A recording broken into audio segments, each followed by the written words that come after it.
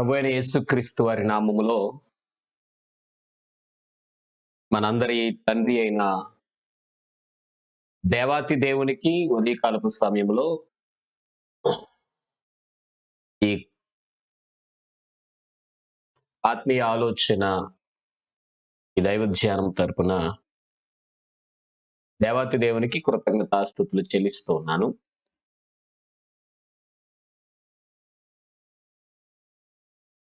చేరి వచ్చిన దేవుని పిల్లలైన మీ అందరికీ కూడా హృదయపూర్వక వందనములు. ప్రార్థన చేసుకుందామండి. ప్రార్థన చేసుకొని ఈ ఉదయకాలపు సమయాన్ని మనం ప్రారంభించుకుందాం. నాతో పాటు మీరు కూడా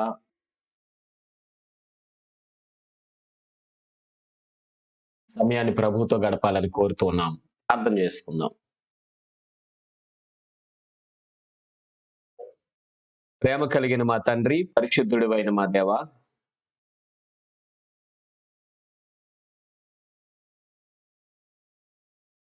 ప్రతి ఉదయము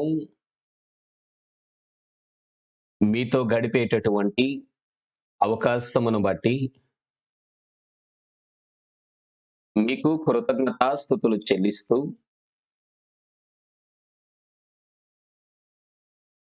మా జీవిత కాలమును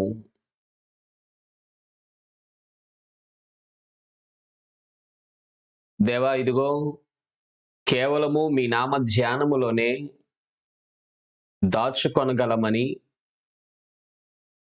మాకు మేము ఆలోచన చేస్తూ మీపైనే ఆధారపడుతున్న మా జీవితాలను దీవించమని వేడుకుంటూ క్రీస్తు ప్రభు వారి నామములో ఈ ప్రార్థన అడిగి వేడుకొంచు ఉన్నాం తండ్రి. ఆమేన్.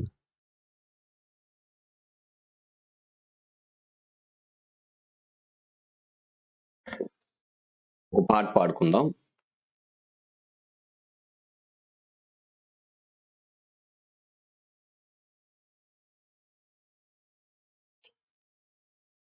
పరలోకము నా దేశము,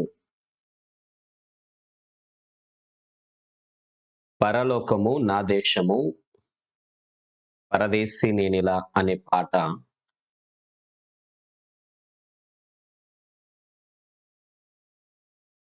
చివరి చరణం. నిత్యానందముండును పరమందున, నిత్యానందముండును పరమందున.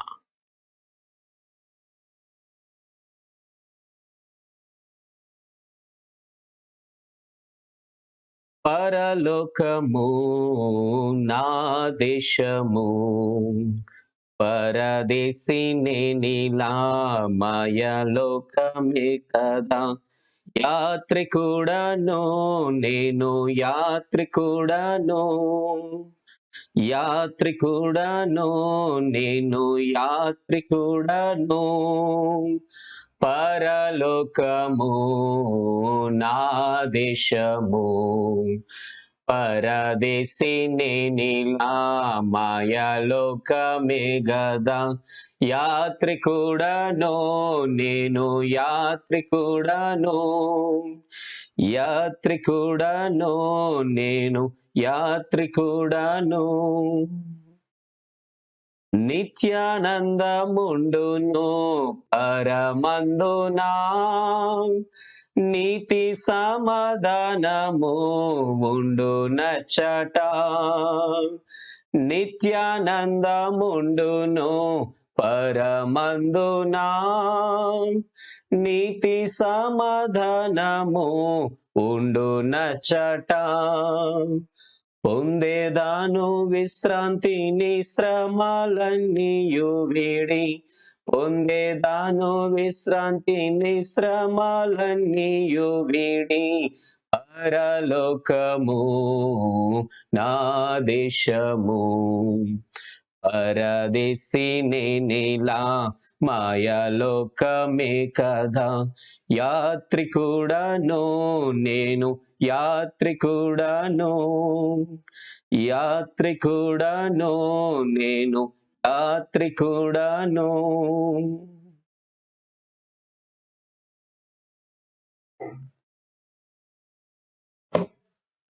పరదేశులము మనము.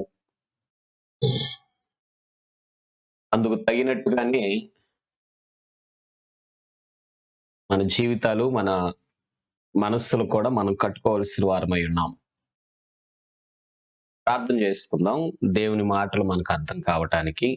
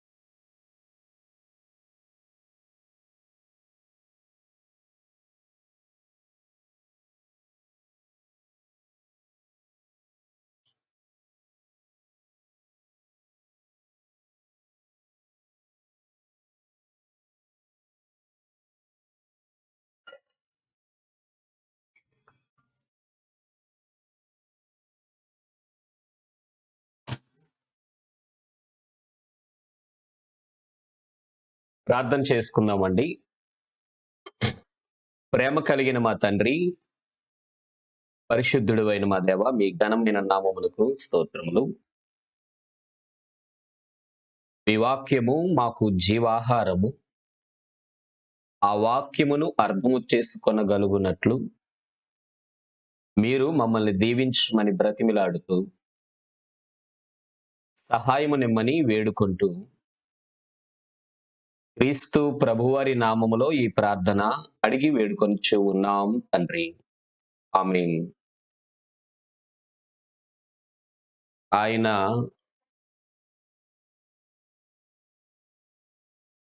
మనకందరికీ సహాయము చేయగలిగేటటువంటి దేవుడు. ఆ దేవాతి దేవుని నామానికి స్తుతులు చెల్లిస్తున్నాను. ప్రియమైన దేవుని పిల్లలారా, దేవుడు మనకిచ్చినటువంటి ఈ భాగ్యములో మనము మరొక విషయాన్ని ఆలోచన చేద్దాం. క్రైస్తవులు కలిగి ఉండవలసినవి. క్రైస్తవులు కలిగి ఉండవలసిన వాటిలో ధైర్యము అనే అంశాన్ని మనం ఒక్కసారి స్మరణ చేస్తూ ఉన్నాము. ఆ ధైర్యము అనేటటువంటి భావములో చాలా సందర్భాల్లో కలిగి ఉండవలసిన ధైర్యము ఒకటే కానీ, కొన్ని పోరాటముతోనూ, కొన్ని ఎదిరించుటతోనూ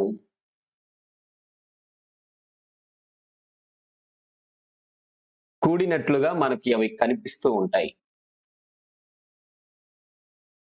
అయితే ధైర్యము అంటే పోరాడటమో, ఎదిరించడమో కంటే,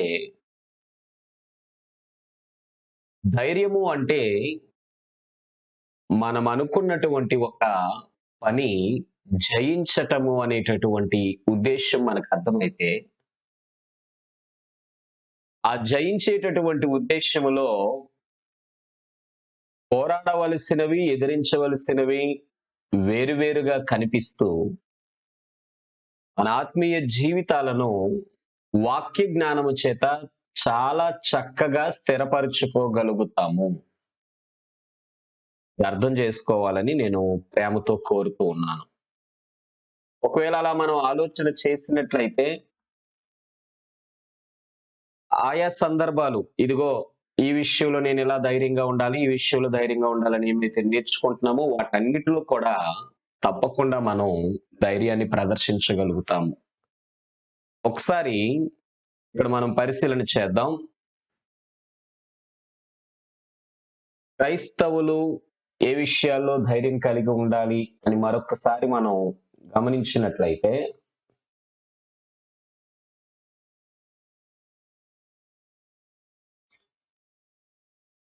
హెబ్రీ పత్రిక 3వ అధ్యాయము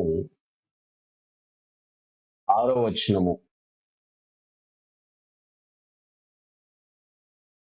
హెబ్రీ పత్రిక 3వ అధ్యాయము 6వ వచనము. స్క్రీన్ మీద మీరు ఇదివరకే చదువుతున్నారు.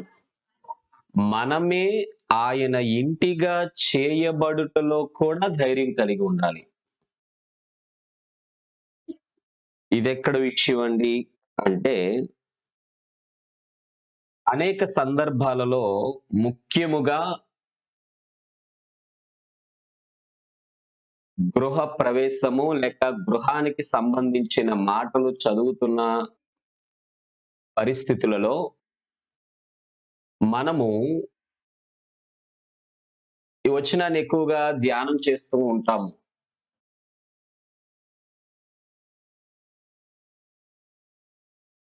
ఈ వచనాన్ని ఎక్కువగా మనం చదువుతూ ఉంటాం. అదే వచనాన్ని నేను చదివి వినిపిస్తాను చూడండి. హెబ్రీయులకు రాయబడిన పత్రిక 3వ అధ్యాయం 6వ వచనము. అయితే క్రీస్తు కుమారుడయుండి ఆయన ఇంటి మీద నమ్మకముగా ఉన్నాడు. ధైర్యమును నిరీక్షణ వలని ఉత్సాహమును తుదమట్టుకు 2 విషయాలు అక్కడ జ్ఞాపకం చేస్తున్నారు ప్రభువారు.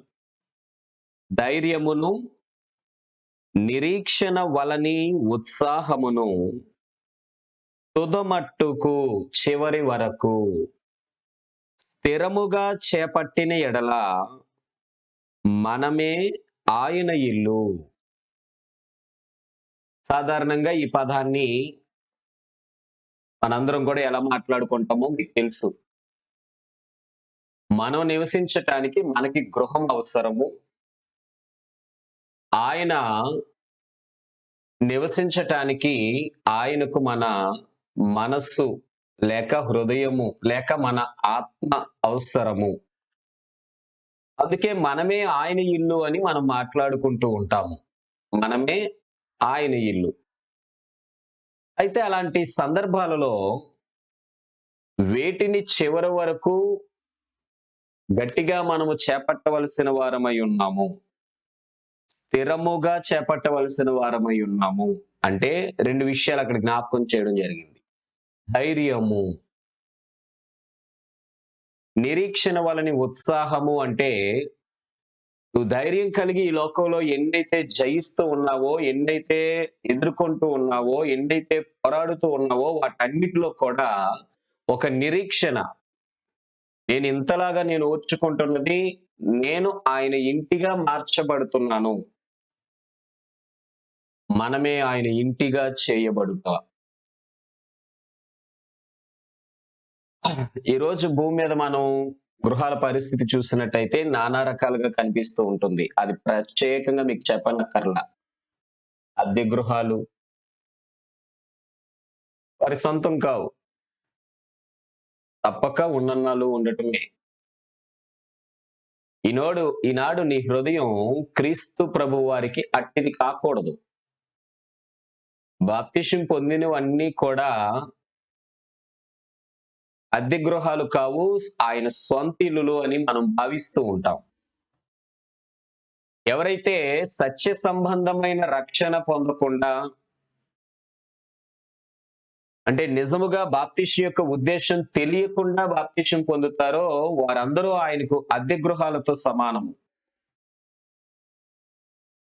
ఒకవేళ లేదండి నేను వాక్యాన్ని తెలుసుకొని సంపూర్ణంగా బాప్తిసం పొందాను అని మనం భావించినట్లయితే ఇక్కడ మనం గమనించవలసిన విషయం ఇంకొకటి ఉంది. ఈరోజు అన్ని చాలా వరకు సొంత గృహాలలో కూడా చాలా వ్యత్యాసాలు ఉన్నాయి. ఇప్పుడు అవన్నీ నేను వివరించట్లేదు. కాకపోతే అవి తప్పకుండా ఈ సమయంలో మీకు అర్థం కావడానికి చెప్పాల్సిన అవసరం ఉంది. రిజిస్ట్రేషన్ హౌసెస్ ఉంటాయి. అలాగే బిఫామ్ పట్టాస్ ఉంటాయి. అంటే గవర్నమెంటు ఎవరికో ఇచ్చినవి ఎవరి దగ్గర ఎవరో కొనుక్కోవటం. అపార్ట్మెంట్స్ ఉంటాయి.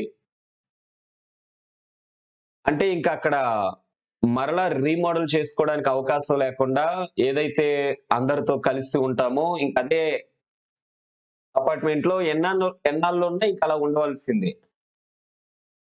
ఇలా మాట్లాడుకుంటే చాలా వ్యత్యాసాలుంటాయి. కొన్ని డేరాస్ ఉంటాయి.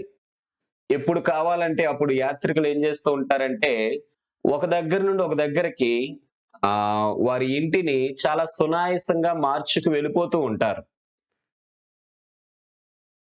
మరికొంతమంది వారు ప్రయాణం చేసే వాహనాలనే వారు నివసించడానికి అనుకూలంగా మార్చుకుంటూ ఉంటారు.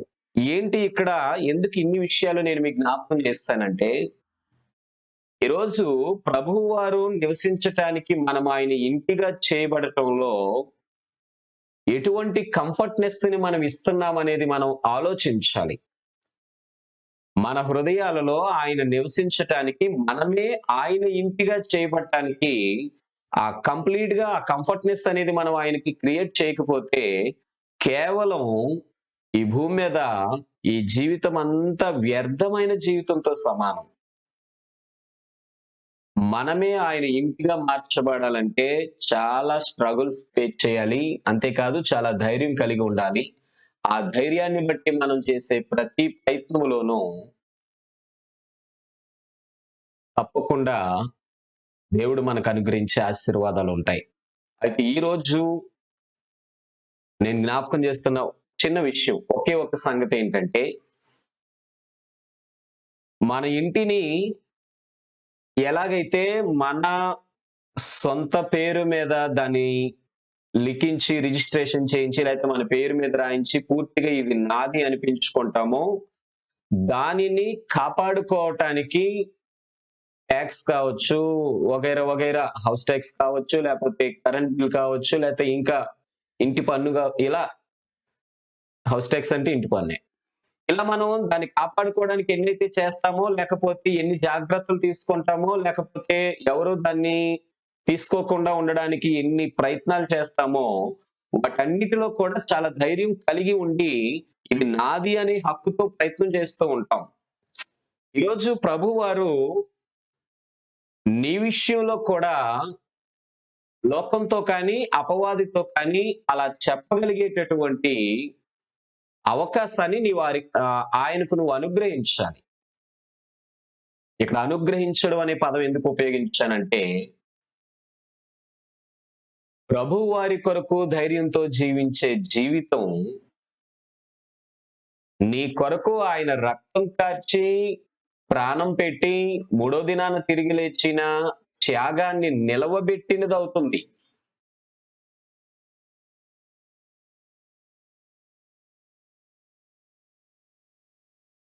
కాబట్టి ఆలోచన చేయండి. అయితే అలాంటి జీవితాన్ని నువ్వు ఆయనకివ్వగలుగుతున్నావా? ఆయన నా విషయంలో, నీ విషయంలో ఈ హృదయము నా ఇల్లు అని ఆయన చెప్పుకునేటట్టుగా ఉండాలి అంటే, మనం ఆయన ఇంటిగా మార్చబడటంలో చాలా ధైర్యం కలిగి ఉండాలి. ప్రభువు వారి కొరకు ఈ జీవితాన్నే సమర్పించిన వారిగా ఉండాలి. సింపుల్‌గా ఒక మాట చెప్పి క్లోజ్ చేస్తాను. ఈ మాటలోనే మీరు కావలసిన విషయాలన్నీ ఎవరి ఆత్మీయ జ్ఞానాన్ని బట్టి, ఎవరి వాక్యపు శక్తిని బట్టి వారు అనేకమైన విషయాలు ఆలోచించుకోవచ్చు. ఏంటంటే, ఎంత గడించినా, ఎన్ని ఇల్లులు సంపాదించుకున్నా చివరికి మనిషి చెప్పే ఒక మాటేంటంటే, "నా పేరు మీద ఎన్నుంటే ఏంట్రా చివరికి ఎవరివైనా అక్కడికి వెళ్ళిపోవలసిందే కదా!" అంటాం. ఈరోజు ధైర్యం కలిగి నీవు ఆయన ఇంటిగా జీవించే ప్రయత్నం చేయకపోతే, చివరకు ఆయన నిర్ణయించిన స్థలానికి చేరుకోవాల్సిందే కదా! కాబట్టి భూమి మీద ఉన్నంత వరకే నిన్ను నీవు ఆయన ఇంటిగా ఉండడానికి కావలసినట్టుగా మార్చుకోవడానికి ఏదైనా చివరికి ఇదంతా ఒకటే కదా అనే భావంతో నేనెంత మంచిగా జీవించినా, లేక ఎంత చెడుగా జీవించినా దాని క్రియలకు తగినట్టుగా ప్రభువు నన్ను అక్కడికి నడిపించేవాడు గనుక భూమి మీద ఉన్నప్పుడే నేను ఆయన సహవాసానికి వెళ్ళగలిగేటట్టుగా, ఆ పరలోక భాగ్యము పొందగలిగేటట్టుగా నేను భూమి మీద ఉన్నప్పుడే ఆయన ఇంటిగా మార్చబడతాను అని ఇక్కడే ధైర్యం కలిగి జీవించడానికి ప్రయత్నం చేద్దాం. ఇది మనందరి జీవితాల్లో చాలా అవసరం ప్రియమైన దేవుని పిల్లలారా. సో ఆలోచించండి. మీరెక్కడికి వెళ్ళొచ్చినా ఇంటికి చేరుకుంటారు చివరికి. మీరెక్కడికి వెళ్ళొచ్చినా ఇంటిని శుభ్రపరుచుకుంటూ ఉంటారు ప్రతి ఉదయము, సాయంత్రము. మీరెక్కడికి వెళ్ళినా ఇంటిని కనిపెట్టుకుంటూ ఉంటారు. తాళాలు వేస్తామా లేదా? లేక ఇన్ని రోజులు బయటికి వెళ్తే ఎలా ఏంటి? అన్ని విషయాల్లో తగిన శ్రద్ధ తీసుకుంటూ ఉంటారు. ఈరోజు నీ దేహము, నీ ఆత్మ 2 కూడా ఆయన ఇంటిగా మార్చటానికి నువ్వెంత ధైర్యం కలిగి ఉండాలో ఆలోచించు. దాన్ని మాటి మాటికి వాక్యం చేత ఇలా ప్రతి ఉదయము వాక్యం వినటం వల్ల శుద్ధి చేస్తున్నాం, క్లీన్ చేస్తున్నాం. ఉదయాన్నే లేవగానే స్త్రీలు ఇంటిని తుడుచుకోవడం ఎంత ప్రాముఖ్యమో, లేవగానే వాక్యం ద్వారా మన హృదయాలు శుద్ధి చేసుకొని, ఇదిగో ప్రభువా క్లీన్ చేశాను. ఇప్పుడు నువ్వొచ్చి ఇక్కడ ఉండొచ్చు. మాట అర్థమైందా? ఇక్కడ ఉండొచ్చు. ఇదిగో రండి. నా హృదయం అనే గది శుభ్రపరిచాను మీ వాక్యం చేత. మరలా వచ్చి మీరు నివాసం చేయండి. మన జీవితాల్లో ఆయన ఇంటిగా మార్చుకోవడానికి కావలసిన ఆ పరిస్థితులన్నీ మనమే ధైర్యంతో సంపాదించుకోవాలి. దయచేసి ఆలోచన విడిచిపెట్టొద్దు. నువ్వు బయటికి వెళ్ళిన ఆహ్, రిలేటివ్స్‌తో కూర్చున్నా, ఫ్రెండ్స్‌తో కూర్చున్నా, వారితో మాట్లాడుతున్నా, లేకపోతే నీ ఆఫీస్‌లో లేకపోతే నువ్వు పని చేసే చోట ఇలా ఎక్కడ నీవున్నా అక్కడ నీ శరీరము, నీ ఆలోచన నీలో అక్కడ ఉంది అంటే అది ఆయన ఇంటిగా మాత్రమే నీ బాడీని అక్కడ ప్రెజెంట్ చేయడంలో, నీ యొక్క ఆత్మను అక్కడ ప్రెజెంట్ చేయడంలో చాలా ధైర్యం కలిగి ఉండాలి. ఇది నాది కాదు. ఇది ఆయన హౌస్ ఇది. ఈ బాడీ నాది కాదు. నాలో ఉన్న ఈ స్పిరిట్ నాది కాదు. ఇది ఆయన హౌస్ కాబట్టి ఇది ఆయనది అనేటటువంటి ధైర్యంతో వారందరి ముందు ప్రవర్తిస్తూ మాట,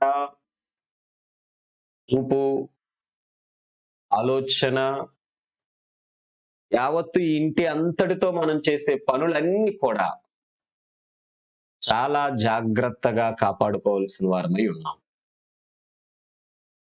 దానికి చాలా ధైర్యం కూడా కావాలి. ఆ ధైర్యాన్ని మనందరం కలిగి ఉండటానికి ప్రయత్నించాలి. మనమే ఆయన ఇంటిగా చేయబడుటలో అట్టి ధైర్యాన్ని కలిగి ఉండాలని మిమ్మల్ని కోరుతూ ఈ మాట మీ జ్ఞాపకం చేస్తూ ముగిస్తున్నాను. లోకంలోనికి వెళ్తున్న మనం అందరము కేవలం ఆయన ఇంటిగా మాత్రమే జీవిస్తున్నాము. ఇది నా శరీరము కాదు, ఇది ఆయన శరీరము. మీకు తెలుసు కదా, ఆ వచనం కూడా కోట్ చేసుకుంటూ ఉంటాం. మీరు విలువ పెట్టి కొనబడిన వారు, మీరు మీ సొత్తు కారు. మీ సొత్తు కారు అంటే మరలా నాది అని చెప్పుకోవడానికి ఏముంది? ఏమి లేదు. కానీ నేను ఆయన సొత్తు అని ఇతరుల ముందు ప్రెజెంట్ చేయడంలో ధైర్యం కావాలి. కాబట్టి ఆలోచించండి. మనందరం కూడా ఆలోచించి అలా బ్రతకడానికి ప్రయత్నం చేద్దాం. ప్రార్థన చేసుకొని ముగించుకుందాం.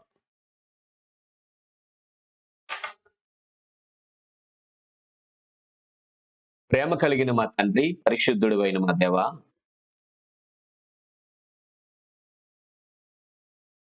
ఈరోజు మేమే మీ ఇంటిగా మార్చబడటంలో, మేమే మీ ఇంటిగా ఉన్నామని ఇతరులకు చెప్పటంలో మేమే మీ ఇంటిగా ఉండి మిమ్మల్ని మాలోనికి ఆహ్వానించటంలో తండ్రి మీరు నివసించడానికి యోగ్యముగా మా ఇంటిని తీర్చిదిద్దుకొనటంలో, శుభ్రపరచటంలో మేము ఎంతో ధైర్యాన్ని కలిగి ఉండాలని మీరు మాకు వాక్యము ద్వారా సెలవిస్తూ ఉన్నారు.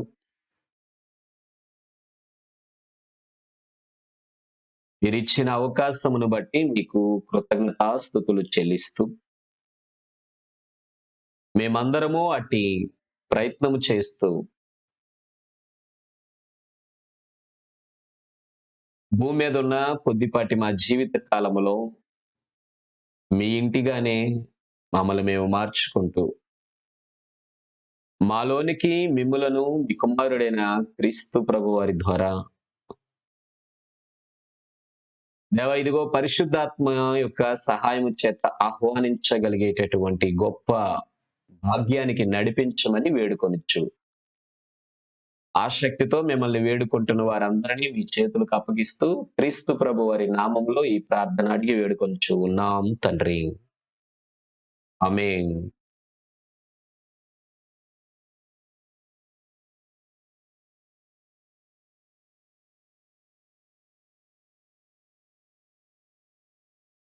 ఓకే. అందరికీ కూడా వందనములండి.